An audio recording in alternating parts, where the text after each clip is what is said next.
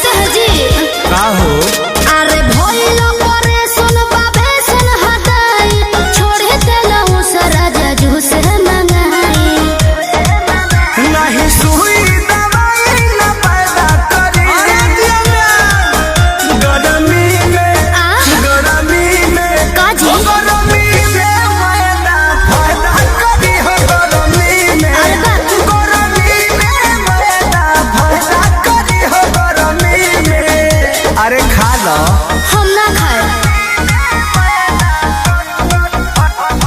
Music by Arya Sharma.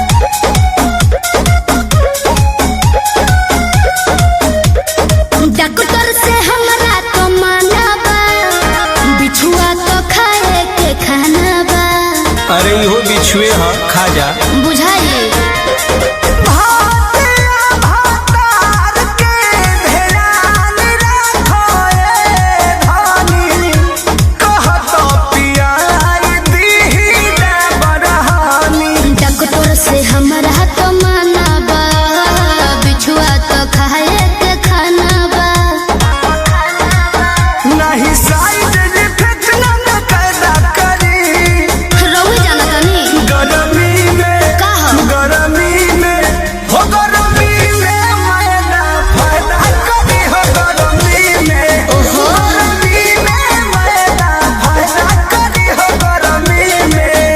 अरे खा लो।